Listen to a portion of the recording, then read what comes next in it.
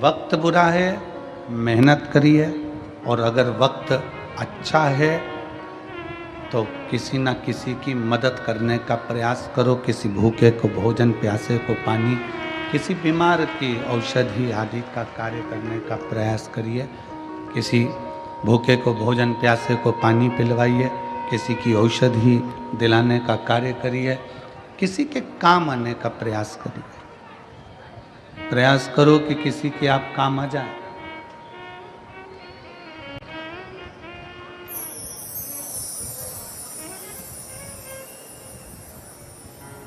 केवल बटोर कर रखना ही नहीं है,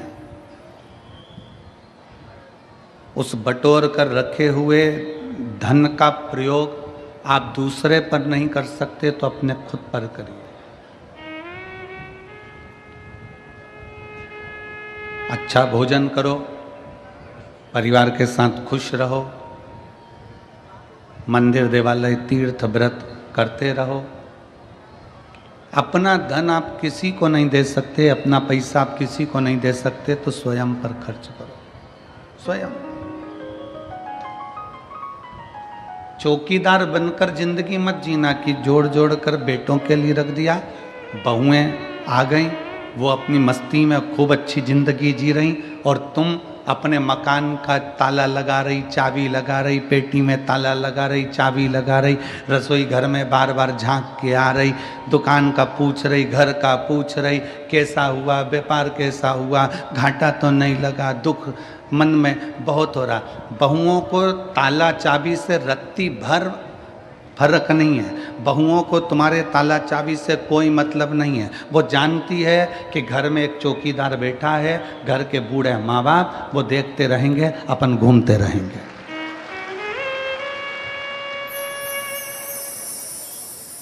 अपनी चौकीदार की ड्यूटी को त्यागो। अब हमें चौकीदार नहीं बनना घर का, अब हमें घर का मालिक बनना। मालिक और चौकीदार में अंतर है। चौकीदार बस ध्यान रखता रहता है, ध्यान रखता रहेगा,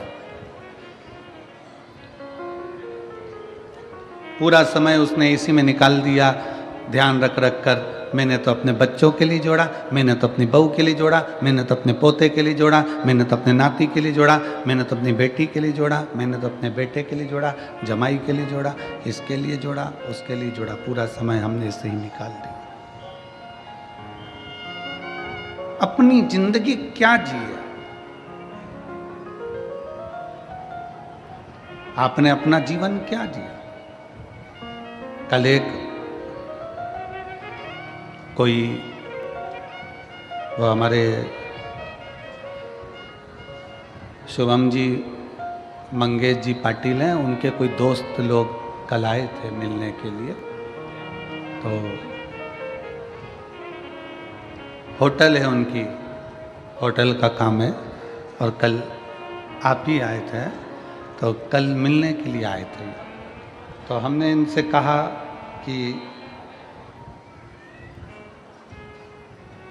आपका क्या काम काज है? उन्होंने कहा गुरुजी वैसे तो होटल का काम काज है, पर 7 दिन होटल का काम सब संभालने वाले संभालेंगे।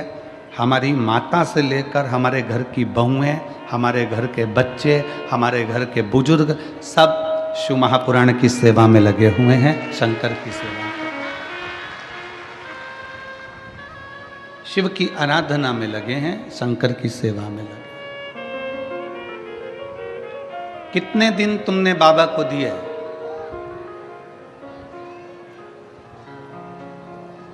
कितने दिन दिए बाबा को शिव महापुराण के?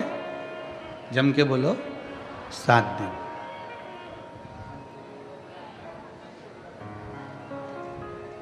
तुमने केवल 7 दिन बाबा को दिए हैं। तुमने केवल 7 दिन बाबा को समर्पित किए हैं। तुमने केवल 7 दिन भगवान शंकर को दिए, केवल 7 दिन।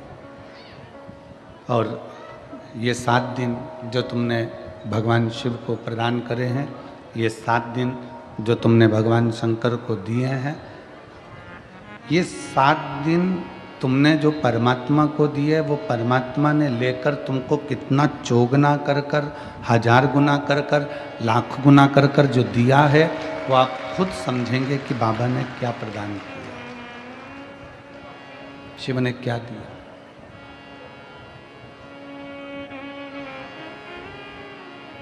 हम तो थोड़ा देते हैं, भगवान को तुमसे बहुत ज़्यादा की उम्मीद नहीं है और भगवान शंकर तुमसे बहुत ज़्यादा मांगते भी नहीं हैं, शिव जी आपसे ज़्यादा मांगते भी नहीं,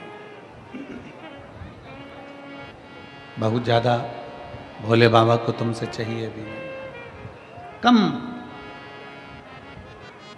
कल कथा में कहा कि तुलसी बाबा तो लिखते हैं आदि में पुनियार, बहुत कम आप देव।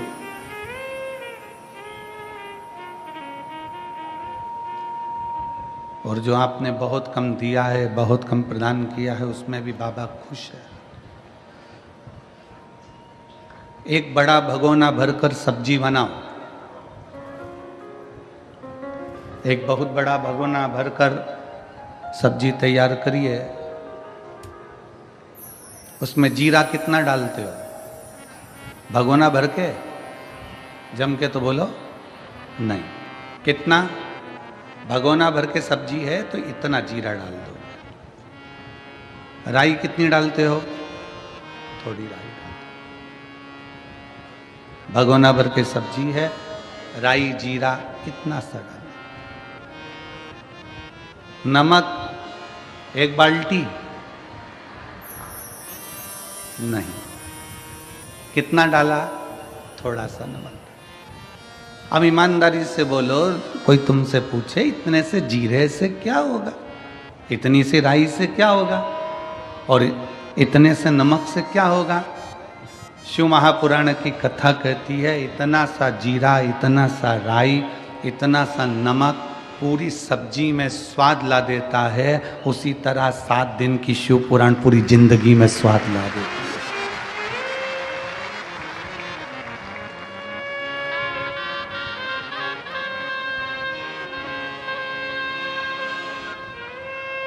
सात दिन की ये शिव महापुराण की कथा हमारे जीवन में स्वाद उत्पन्न कर देती है,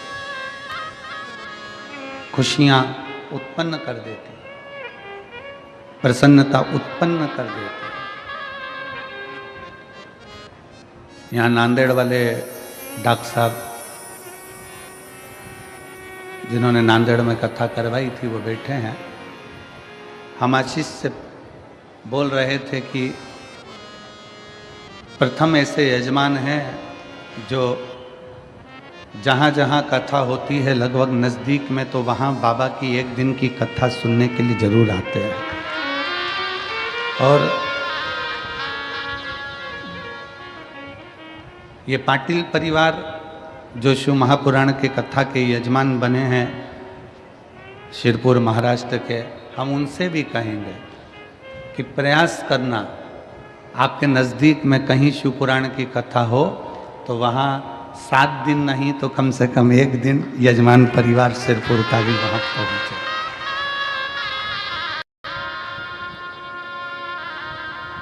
आप बाबा के परिवार के सदस्य हो, केवल यजमान नहीं हो, कुबेर भंडारी के परिवार के सदस्य हो, तो बाबा के परिवार के सदस्य हो। इसलिए प्रत्येक कथा में 1 दिन, आधा दिन, 15 मिनट, 20 मिनट, 25 मिनट, जैसा समय मिले वैसे जाना चाहिए। कथा सुनो,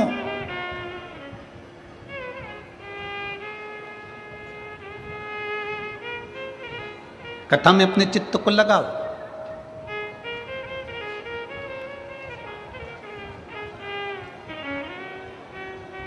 जितनी सेवा बन सकती है शिव महापुराण के अंतर्गत उतनी सेवा करो। तुमको जो भगवान ने दिया है उसमें से थोड़ा ना थोड़ा भगवान शंकर की कथा में, भक्ति में समर्पित करो। जैसे सिरपुर महाराष्ट्र का सेन समाज, नाई समाज, जिसने निशुल्क दाढ़ी कटिंग की दुकान लगा कर रखी है और सबकी दाढ़ी कटिंग निशुल्क कर रहा है। सेन समाज नाविक समाज,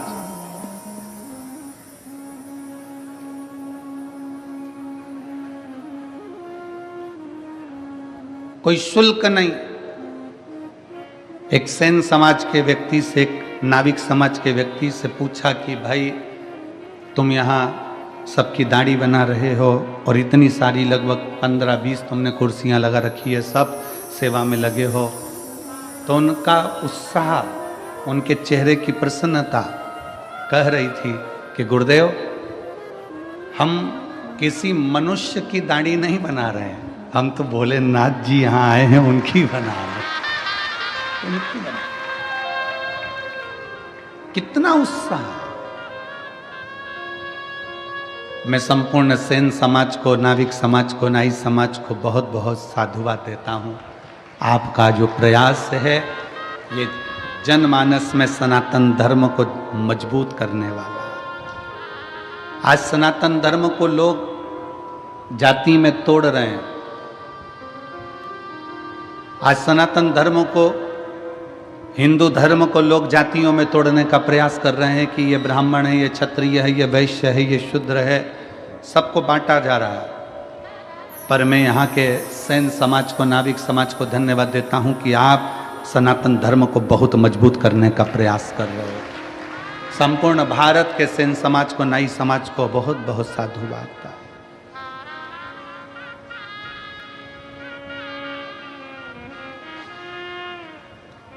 आपकी जागरूकता होना चाहिए।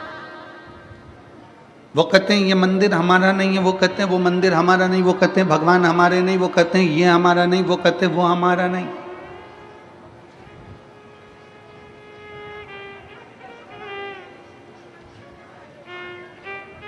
आज तक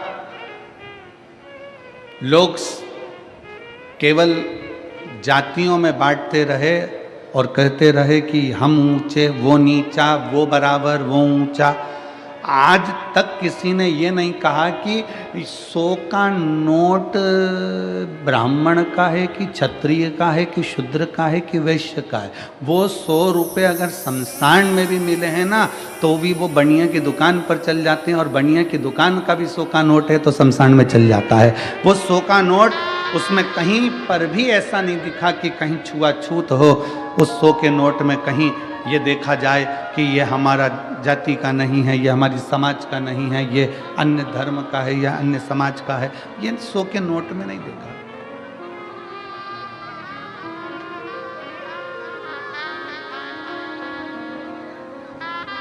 अभी हमने पहले कथा में कहा था कार्तिक के महीने में कि एक 100 का नोट तुम्हें दिया जाए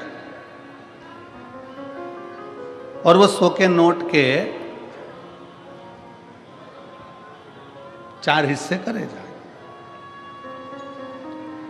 कितने हिस्से करें? 4। ठीक है, चला दोगे तुम 100 के नोट के 4 हिस्से? हम 100 का नोट लें और उसको फाड़ें और उसके 4 हिस्से कर दें और कह दें एक ब्राह्मण चलाए, एक क्षत्रिय चलाए, एक वैश्य चलाए, एक शूद्र चलाए। है किसी की हिम्मत जो 100 के नोट के 4 हिस्से कर दिया जाए और अलग अलग जाकर चला के बता दो? कोई चलाएगा? जम के बोलो नहीं। वो ही 100 के नोट के 4 हिस्से सेलो टेप से जोड़ दिए जाएं, एक कर दिए जाएं, तो मार्केट में चल जाएगा। उसी तरह हम ब्राह्मण, क्षत्रिय, वैश्य, शूद्र जब एक हो जाएं तो फिर सारी दुनिया में चल सकते हैं।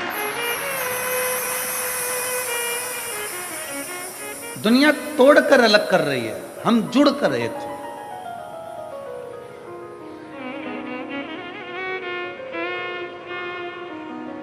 कथा कहती है समय अच्छा नहीं है तो मेहनत 4 गुनी कर लो, अपनी मेहनत को बढ़ाओ,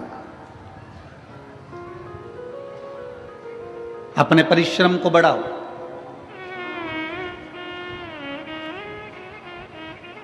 हमें याद है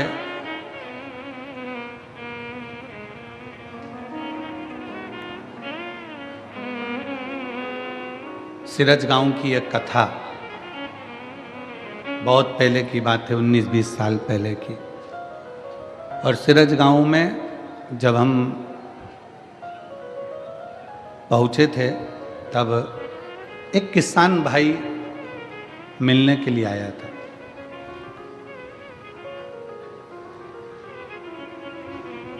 और वो कपास की खेती करता था, उसको खेती को वहाँ पर कहते थे पीक लेना। अब इधर क्या बोलते हैं हमको स्मरण नहीं है, वहाँ सिरज गांव साइड में बोलते हैं, हमारी में इतनी पीक हुई, इतनी मतलब इतनी खेती पीक बोलते हैं। तो उस समय की बात है 19-20 साल पहले की, क्या हमारी ये पीक ऐसी हुई, वो पीक ऐसी हुई। तो वो व्यक्ति आकर बोला, गुरुजी मैं जितनी भी पीक लेता हूँ, मैं जितनी भी फसल लेता हूँ, मेरी फसल अच्छी आती ही नहीं है और मैं घाटे में जाता जा रहा हूँ, मैं डूबता चले जा रहा हूँ, मेरी फसल ठीक नहीं आ रही, मैं डूबता जा रहा हूँ, मैं घाटे में जाता जा रहा हूँ। हमने कहा क्या करते हो? गुरुजी मैं खुद तो फसल नहीं लेता, मैंने बटाई पर दे दी। बटाई पर मतलब मेहनत उसकी, आधा सामान उसका, आधा सामान हमारा। हमने कहा ठीक है, क्या चाहते हो? कहा गुरुजी अब की बार बस ऐसा कर दो कि उसमें अच्छी फसल हो जाए। तो हमने कहा अच्छी फसल हो जाए तो फिर एक काम करो, ये आधा आधा बंद करो, खुद बेलपत्री शंकर पर चढ़ी हुई लेना, शिव जी का चढ़ा जल लेना, पूरी खेती में जब बीज बोने के लिए जाए तब उस जल को छीट कर बाबा का नाम लेकर श्री शिवाय नमस्तुभ्यम बोल कर बो देना। अब उसने फसल लगाई, जो पीक आई, और पीक आने के बाद वो सीहोर गया और वहाँ जाकर बोला बाबा जी बड़ी कृपा करिए, अब की बार तो बाबा ने ऐसा कर दिया कि मुझे पूरा कर्जा चुकवा दिया, मेरा पूरा कर्जा चुक गया। हमने कहा कर्जा बाबा ने नहीं चुकाया, तू बटाई में ले रहा था, तुझे मालूम ही नहीं पड़ रहा था कितना आ रहा है, कितना जा रहा है, क्या कर रहा है, कितना जा रहा है। दवाई का पैसा ले लिया, खाद का पैसा ले लिया, बीज का पैसा ले लिया, सब कुछ पैसा लेने के बाद भी तुझे फसल में कुछ नहीं मिल रहा था। अब तूने जान लिया कि मैं मेहनत करूंगा, मेरी जमीन है, मैं 4 गुना परिश्रम करूंगा, तो बाबा ने तेरे को 8 गुना दिया और तेरा कर्जा भी चुका दिया। तेरी मेहनत, इसमें सीहोर वाले बाबा का कुछ नहीं है, इसमें पंडित प्रदीप मिश्रा का कुछ नहीं, तेरी अपनी मेहनत, तेरा अपना परिश्रम। वक्त अच्छा नहीं है, मेहनत करिए, वक्त अच्छा है तो मदद करिए। जब अच्छा समय आ जाए आपका, जब आपका श्रेष्ठ समय आ जाए, श्रेष्ठ समय आपका चल रहा हो, तो प्रयास करो कि हम किसी की मदद कर सकें, हम किसी का सहयोग कर सकें। और मैंने तेरे ही भरोसे बाबा, तेरे ही भरोसे हवा बिच उड़ती जावानी, बाबा डोर में कटी जावानी, भोले मैं तेरी शंभु, मैं तेरी अपनी मेहनत को बढ़ा।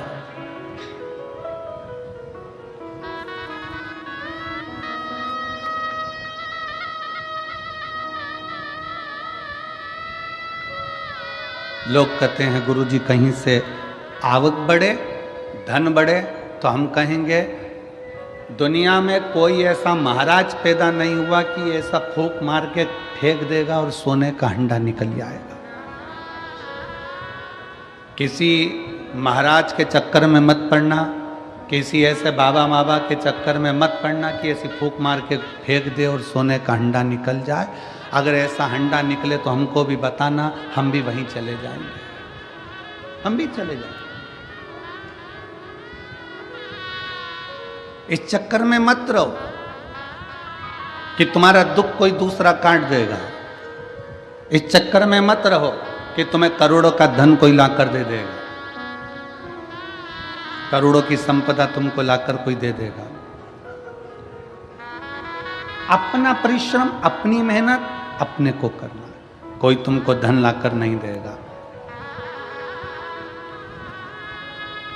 हमारे एक परिचित हैं इंदौर में, हम उनसे मिलने गए उनके यहाँ शादी थी उनके लड़के की। तो हमने कहा कैसी रही शादी? कहा गुरुजी बहुत बढ़िया, जोरदार शादी, बहुत शानदार। अच्छा, अरे गुरुजी 1000 प्लेट उठी। अब हमें तो समझ में आया नहीं कि प्लेट उठी का मतलब क्या होता। तुम जानते हो क्या? अरे बोलो तो जम के, जानते हो? मतलब 1000 प्लेट उठी मतलब 1000 आदमी आया। ठीक है? हाँ ठीक है, धन्यवाद, तुमने हमको समझाया। अरे गुरुजी, जिस दिन महिला संगीत था उस दिन 800 प्लेट उठी और जिस दिन शादी थी उस दिन 1000 प्लेट उठी। हमने कहा क्या बात है साहब, बहुत बढ़िया। हमने कहा क्या जोरदार बात है कि शादी में कितनी प्लेट? जम के बोलो, 1000 प्लेट उठी और महिला संगीत में 800 प्लेट उठी। हमने उनसे कहा विश्वकर्मा जी, आप कह रहे हो कि शादी में 1000 प्लेट उठी और महिला संगीत में 800 प्लेट उठी। जब बुरा वक्त आए तब ये 1000 और 800 लोगों के हाथ तुम्हारी मदद के लिए उठ जाएं तो समझ लेना कि प्लेट उठी। विश्वकर्मा जी, ये 1000 प्लेट उठी तुम इतने खुश हो रहे हो, 800 प्लेट उठी तुम इतने खुश हो रहे हो, 700 रुपए की प्लेट, 500 रुपए की प्लेट, 400 रुपए की प्लेट, आजकल कैटरिंग का जमाना है तो 500 रुपए की प्लेट 1000 रुपए की प्लेट, 1000 प्लेट उठी, 1000 लोग खाना खाकर गए, भोजन कर गए। 800 लोगों की प्लेट उठी, 800 लोग भोजन कर गए। प्लेट तो उठी, पर तुमने जो 1000 आदमी को खाना खिलाया, तुमने जो 800 लोगों को प्लेट उठी कर रहे हो, इतने लोगों को खाना खिलाया, जब अपने को जरूरत पड़े, अपनी जब दुख की घड़ी आए तो ये 1000 और ये 800 के हाथ तुम्हारी मदद के लिए उठते हैं कि नहीं उठते, वो देखना। अब हम आपसे पूछते हैं, जो 1000 प्लेट उठी उसमें से कितने हाथ उठेंगे? उठेंगे क्या? किसी को 10 लाख की जरूरत है तो दे सकोगे? जम के बोलो जरा। 800 प्लेट उठी, जब उसको 5 लाख की जरूरत होगी तो 5 लाख रुपए जिसकी प्लेट उठी थी, इतने लोगों ने उठाई थी, वो 800 में से कोई 5 लाख लाकर देगा? नहीं, आपकी मेहनत आपको स्वयं करना पड़ेगी, आपका परिश्रम आपको स्वयं करना पड़ेगा। इसलिए निवेदन है, व्यर्थ का खर्चा बंद करो। ये 1000 प्लेट और ये 800 प्लेट की जगह कभी बन सके तो किसी गरीब को जाकर भोजन कराकर अपने बच्चों का विवाह करो। ये 800 प्लेट 1000 प्लेट उठी और मालूम पड़े इतने कर्जे में पड़ गया कि एक दिन खुद ही उठ गया और वह 800 और 1000 पड़ गया। कितनी खुशी है।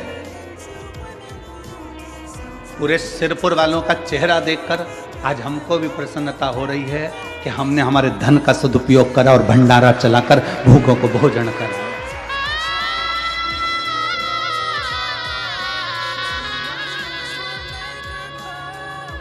एक गुजरात से कोई ट्रक भर के पानी लेकर आया परसों के दिन और ट्रक भर के पानी बांट कर चले गए। गुजरात से आ गया, पानी की ट्रक भर कर आई सर लेकर, खुशी होती है। कल कोई रात को खिचड़ी चावल की पुलाव बनाकर, वेज पुलाव बनाकर लेकर आया, सब्जी का कोई चावल बनाकर लेकर आया, बांट रहा था। इतनी प्रसन्नता उसके चेहरे पर थी। परसों के दिन कोई जलेबी बांट रहा था, कोई हलवा बांट रहा था, कितनी चेहरे की प्रसन्नता थी। क्यों? वहां जो प्लेट उठी है वो साथ नहीं देंगे, पर यहां तुमने अगर किसी को एक अन्न का दाना भी खिलाया तो उसके खाते में लिख गया, वो साथ देगा, वो साथ देगा।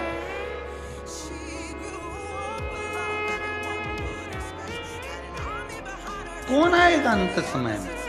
अंत समय प्रभु आना पड़ेगा, वचन दिया तो निभाना पड़ेगा।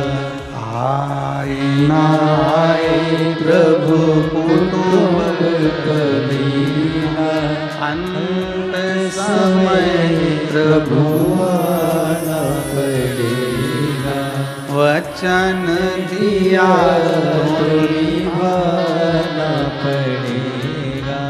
800 और 1000 प्लेट उठी शादी में, हमारा निवेदन है वो 1000 प्लेट उठाने में तुम्हारा 10-5 लाख रुपए खर्च हो गया। 800 प्लेट उठाने में तुम्हारा 5-8 लाख रुपए खर्च हो गया। हमारा निवेदन है वो 1000 प्लेट का, 800 प्लेट का थोड़ा बहुत अगर बचाते तो जो लड़की या लड़के की शादी हो रही है उसकी एक एफडी करवा कर रख देते, उसके दुख के समय में वो एफडी काम आ जाती।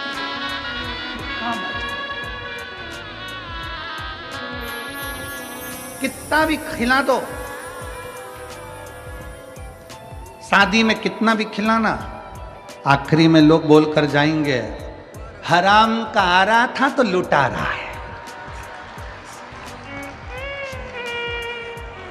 और शादी में अगर कोई खर्च नहीं करे तो लोग कहकर जाएंगे इतना क्या छाती पे बांध के ले जाएगा, खिलाया तक नहीं। ये दुनिया के लोग हैं, वहां पर लोग कहे बिना नहीं रह सकते। और शिव महापुराण की कथा में आप किसी भूखे को अगर मिर्ची का ठेसा और रोटी भी खिला रहे हो ना, वो स्वाद लेकर खाकर कहेगा भगवान तेरा भंडार भर कर रखे, तेरे पर कृपा कर।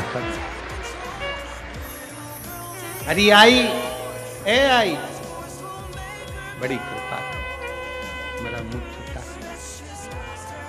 भगवान तेरे भंडार भर कर, तेरे पर कृपा करके।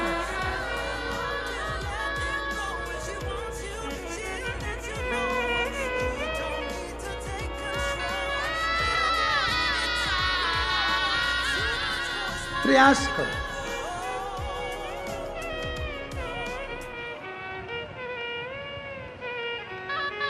हम बहुत अच्छा किसी को नहीं दे सकते, पर थोड़ा तो अच्छा दे सकते हैं।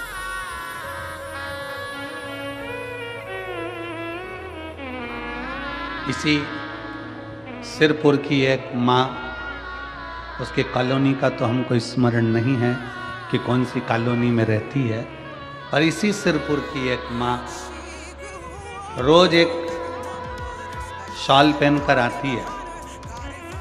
हो सकता है उसके पुराने शॉल हो, रोज एक शॉल पहनकर आती है और कहीं पर भी कथा में बैठ जाती है और पास में जो माँ बैठी रहती है उसको देखती है कि इसके पास कुछ नहीं है, अपना जाते जाते शाल उसको देकर चली जाती है और बड़े प्रेम से घर पहुंच जाती। फिर दूसरे दिन वो शाल लिया।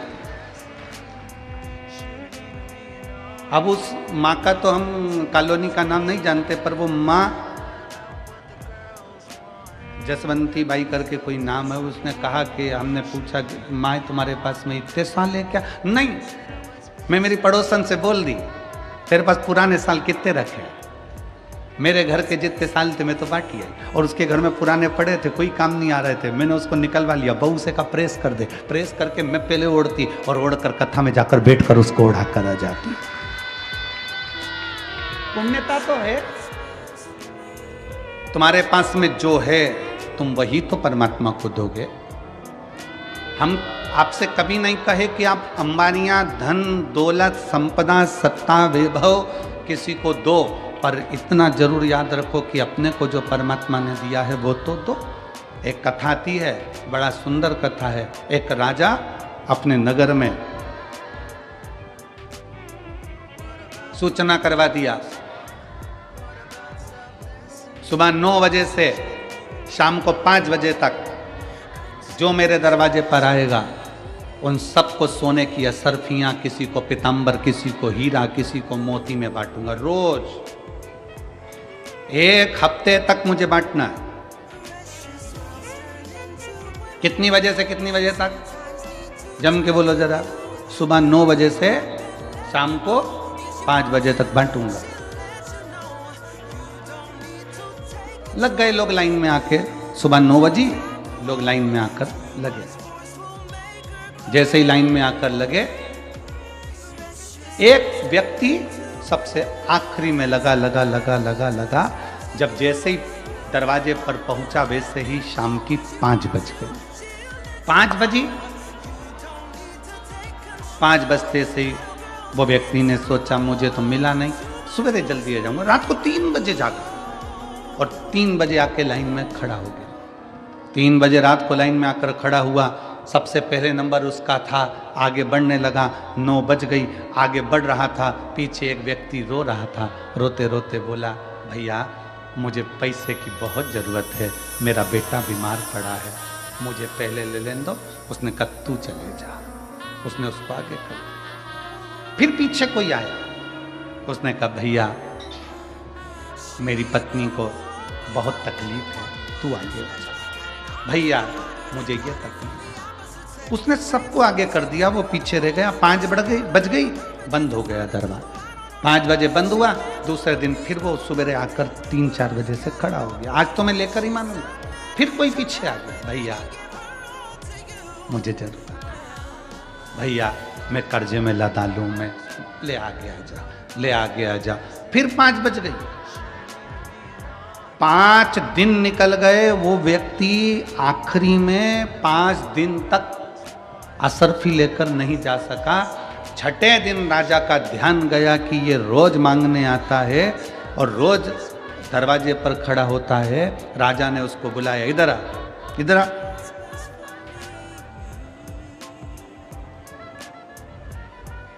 क्या कर रहा है ये तू रोज मांगने आता है? हाँ। अभी तक तुझे मिला नहीं? नहीं। क्या कर रहा है तू? ये कर रहा है, जो आप कर रहे हो वो मैं कर रहा हूं। राजा ने कहा मैं तो सोना चांदी हीरा पन्ना बांट रहा हूं, तू मेरी होड़ कर रहा है। मैं सोना चांदी हीरा पन्ना बांट रहा हूं, तू क्या बांट रहा है? उसने कहा मैं अपनी बारी दान कर रहा हूं। मेरा अपना जो नंबर आता है, किसी को जरूरत पड़ती है तो मैं अपना नंबर उसको दे देता हूं, अपनी बारी उसको दे देता हूं। राजा ने पूछा अपना नंबर देना, अपनी बारी देना, ये कोई बात है? उसने कहा मेरे पास जो होगा वही तो दूंगा। मैं आगे खड़ा था, थोड़ा पीछे हट गया, उसको आगे कर दिया। इससे क्या होगा? राजा ने पूछा इससे क्या होगा? उसने कहा अब ये तो मेरा भोलेनाथ जाने कि क्या होगा। समय आया, समय पलटा। समय ऐसा पलटा, राजा को रोग हो गया, परीक्षा हुई। विद्वान ब्राह्मण बैठे, संत बैठे, साधु बैठे। नगर में कोई ऐसा व्यक्ति हो, क्योंकि राजा की कोई औलाद नहीं है, नगर में कोई ऐसा व्यक्ति हो जो बहुत विद्वान हो, उसी को राज सिंहासन पर बिठाना है। तब उसी व्यक्ति जो बारी अपना नंबर दे रहा था, सबको आगे कर कर खुद पीछे हो जा रहा था, अपने पास जो था वो प्रदान कर रहा था, उसी व्यक्ति को राजा का सिंहासन दे दिया गया। तुमने क्या दिया भगवान को? आप क्या प्रदान कर रहे हो परमात्मा को? आप क्या दे रहे हो भगवान को? भगवान कभी नहीं कहेगा कि तुम मुझे धन दौलत संपदा सत्ता वैभव दो। भगवान कहता है तुम्हारे पास में जो है, क्या है तुम्हारा?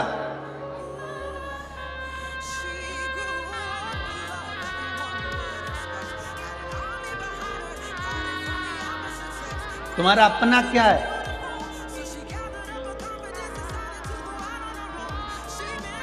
किसी ने कहा भगवान को वो दो जो तुम्हारा अपना है।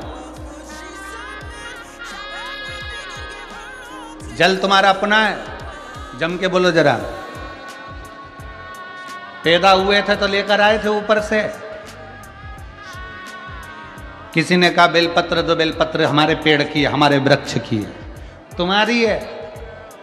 बेलपत्र भी तुम्हारी नहीं है, जल भी तुम्हारा नहीं है, जो भोजन का भोग लगा रहे हो वो अन्न भी तुम्हारा नहीं है। भगवान को अगर वस्त्र दिया तो वस्त्र भी तुम्हारा नहीं है, जनेऊ दी, वो जनेऊ भी तुम्हारी नहीं है। अबीर गुलाल चंदन दिया, वो भी तुम्हारा नहीं है।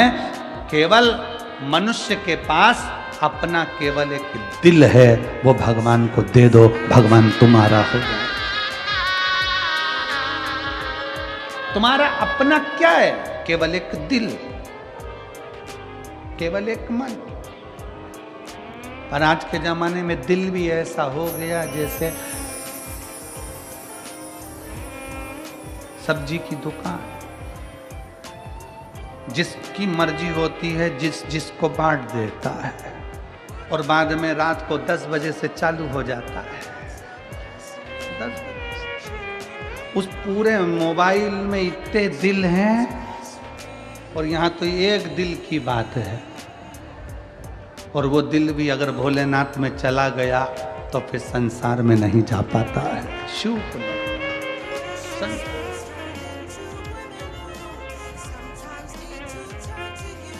इतने लोग संसार में पड़े हुए हैं।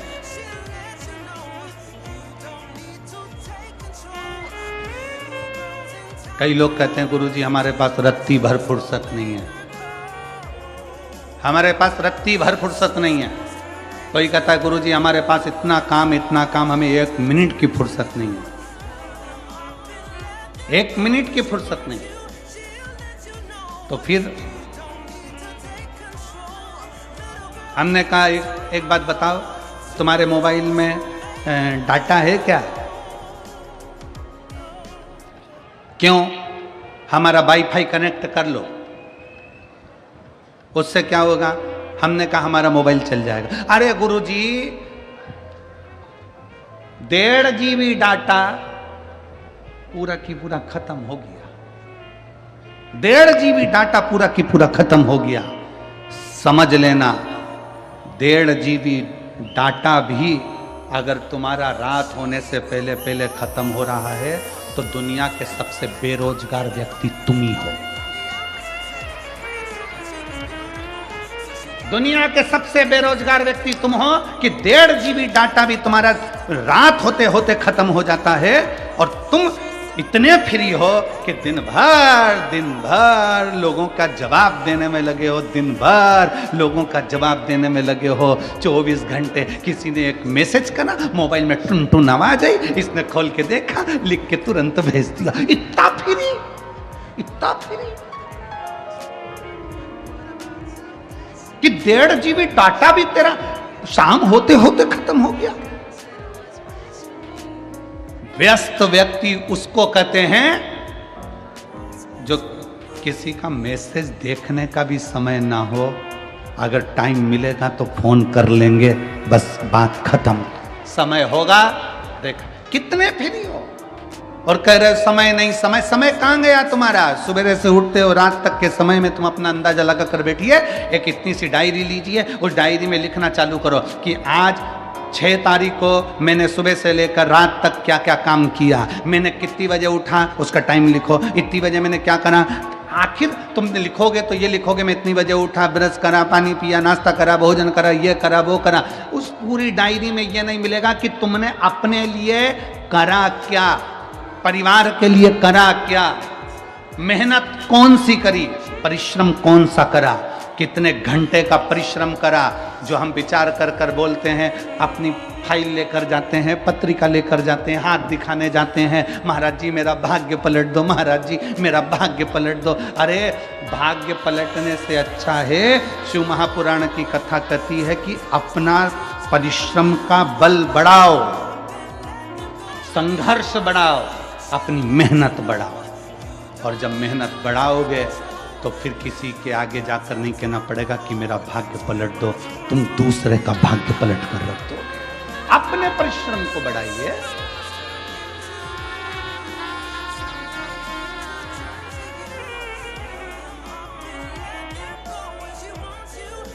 संसार सागर में व्यर्थ पड़े हो।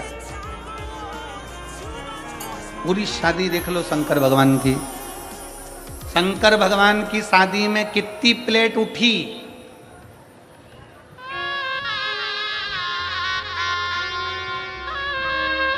और जीजियां कह रही है। शंकर जी की शादी में कितनी प्लेट उठी?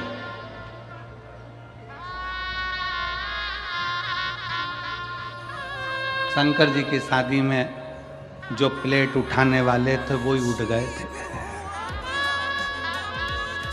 क्यों? क्योंकि भगवान शंकर देखते हैं कि पैसे वाला व्यक्ति जब शादी करता है तो थोड़ा वृद्धाश्रम में डोनेशन दे देगा, थोड़ा अनाथालय में डोनेशन दे देगा, थोड़ा कौड़ी हॉस्पिटल में डोनेशन दे देगा। पर मेरे महादेव ने डोनेशन नहीं दिया, मेरे महादेव ने इनविटेशन दिया कि सब मेरी शादी में आओ, सब मेरी शादी में आओ। भूत, प्रेत, डाकनी, पिशाचनी, चुड़ैल, भयंकर, राक्षस, असुर, गंधर्व, देवता, नाग, सब मेरे विवाह में पहुंचो, सब पहुंचो।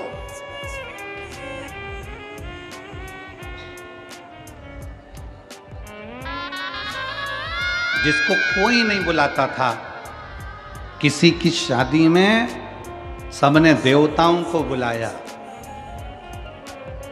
चलो तुम्हारे यहाँ की शादी का अंदाजा लगा लो। तुम्हारे यहाँ की शादी में तुम गणेश जी को नोते हो, गणेश जी को बुलाते हो, माता जी को पूछते हो, माता जी बुलाते हो, पितर जी पूछते हो, पितर जी बुलाते हो, सबको बुलाया। अब तुमने कभी भूत प्रेत को बुलाया शादी के अंदर? नहीं। तुम्हारी पड़ोसी से लड़ाई हो जाए तो पड़ोसी को नहीं बुलाओ तो तुम भूत प्रेत तो जाने दो। कौन बुलाता किसको? कोई किसी को नहीं बुलाता। पर मेरे बाबा विश्वनाथ ने, मेरे बाबा ओघड़दानी ने, मेरे शंकर भगवान, मेरे भूतनाथ भूतेश्वर मेरे शंकर ने बुलाया। और भगवान शंकर ने किसी करोड़पति, धनपति, वैभवपति को नहीं, मेरे शंकर भगवान ने डमरू बजाकर सब नाग, किन्नर, गंधर्व, असुर सबको बुला लिया। जो भूत है, प्रेत है, सबको बुलाया, सब।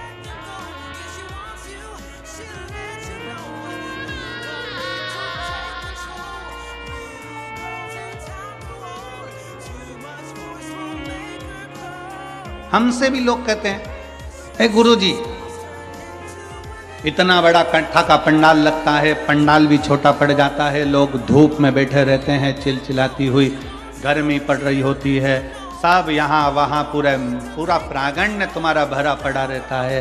एक काम करा करो, थोड़ा कथा का एक काम करो, थोड़ा हम कथा करवाएं, मुंबई में हम कथा करवाएं, बेंगलोर में तो एक हॉल में VIP कथा करा देंगे, सब क्रीम लोग आएंगे। तो हमने कहा एक काम करो, क्रीम की लस्सी बना के पी जाओ।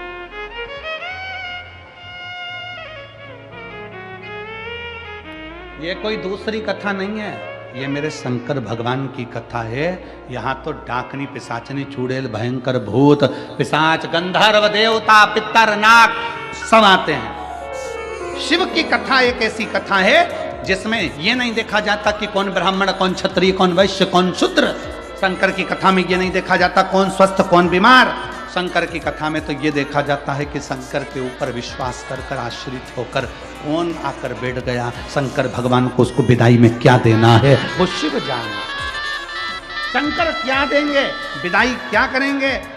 आप शंकर के घर के विवाह में आए हो, शिव की कथा में आए हो, शंकर भगवान विदाई में क्या देंगे वो शिव ही जान सकते।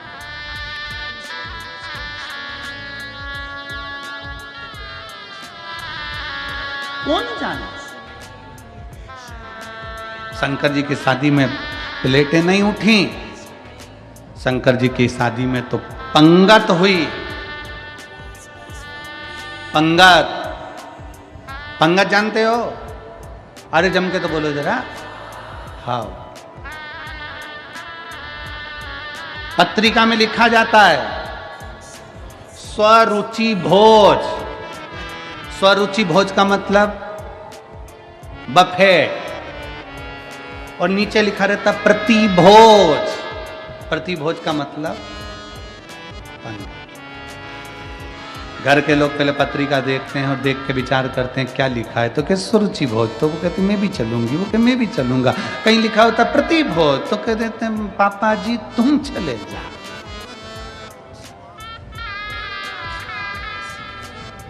तुम जा। लगी पंगत। शिव जी की शादी की पंगत जब लगी, पत्तल देने वाले आए। उधर देवता बैठे थे, इधर भूत प्रेत बैठे थे। उधर देवताओं को पत्तल लगाई, इधर जब पत्तल लगाने आए, लगाते लगाते एक के मुख दो थे, आगे और पीछे। उससे पूछा, भैया तू इधर से खाएगा कि उधर से? पत्तल किधर रख? उसने कहा दोनों जगह पत्तल रख। तो आगे भी रखी, पीछे भी रखी, और आगे गए। उससे पूछा, भैया उसके 12 मुख थे। उससे पूछा तू कैसे खाएगा? तो के 12 पत्तल रख। उसके लिए 12 पत्तल रखी। और आगे गए, उसका मुंह ही नहीं था, केवल गला ही गला। उससे पूछा तू कैसे खाएगा? उसने कहा बाकेट में लाते जा, गले में कूड़ते जा। बाल्टी में लाओ और गले में कूड़ो। भोजन कैसे कर?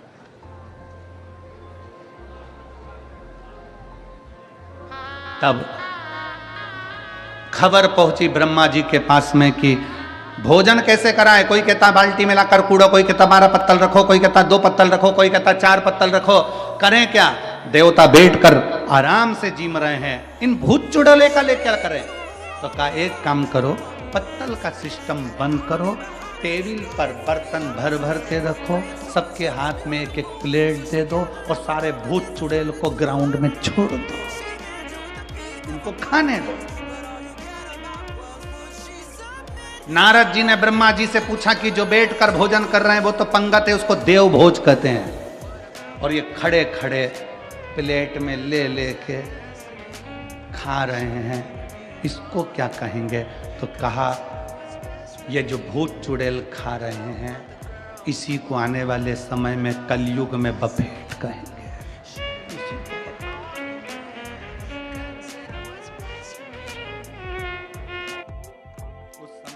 से भूत चुड़ैल खाए थे, आज के समय में भी तुम समझते? लोग इतनी भयंकर तरीके से खाने में लगे रहते हैं, पल्लू डाल लगे, पूरी मुंह में लिपस्टिक, आंख नीली, बिंदी पीली, और गुलाब जामुन का साइज बड़ा।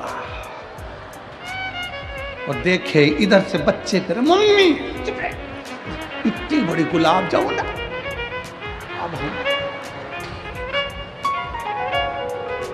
अब ये तो सब चल गया जहां तक है, ठीक है, परंतु सबसे ज्यादा प्रॉब्लम खड़ी होती है पानी पतासा।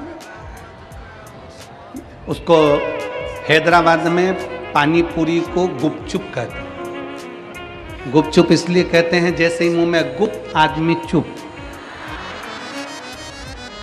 इसलिए उसको गुपचुप। सबसे बड़ी प्रॉब्लम है वो पानी पूरी में। शादी में एक तो इतनी भीड़, ऊपर से छोटा सा स्टॉल, पानी पूरी देने वाला अकेला व्यक्ति, और सबके दोने इधर कटोरे सबके हाथ में 500 का लिफाफा देने वाले, हीरे की चूड़ी पहने वाले भी भिखारी जैसे थे भैया।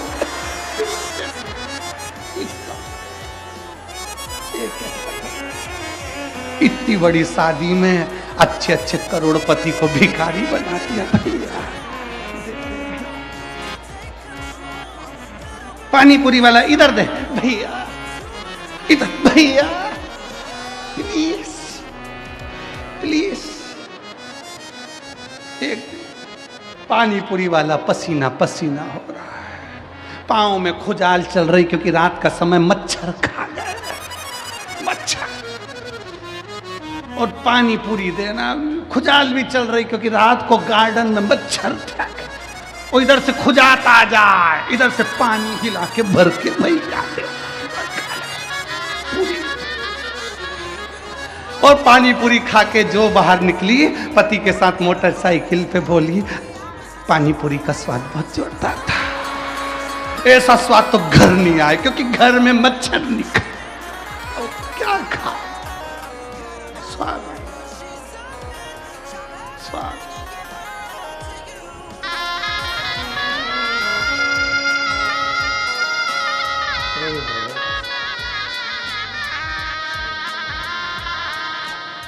और अजब है भोलानाथ ये दरबार तुम्हारा, दरबार तुम्हारा। अजब है भोलानाथ ये दरबार तुम्हारा, दरबार तुम्हारा। भूत प्रेत नित करे चाकरी सबका यहाँ गुजारा, भूत प्रेत नित करे चाकरी सबका यहाँ गुजारा। ओ जब है भोलानाथ ये दरबार तुम्हारा, दरबार तुम्हारा। जब है भोलानाथ ये दरबार तुम्हारा, दरबार तुम्हारा। ओ जय भोला भंडारी गौरा के त्रिपुरारी, जय भोला भंडारी गौरा के त्रिपुरारी। ओ जय भोला भंडारी गौरा के त्रिपुरारी, जय भोला भंडारी गौरा के त्रिपुरारी। ओ रखियो लाज हमारी गौरा के त्रिपुरारी, रखियो लाज हमारी गौरा के त्रिपुरारी। ओ भूत प्रेत नित करे चाकरी सबका यहाँ गुजारा, भूत प्रेत करे चाकरी सबका यहाँ गुजारा। ओ अजब है भोलानाथ ये दरबार तुम्हारा,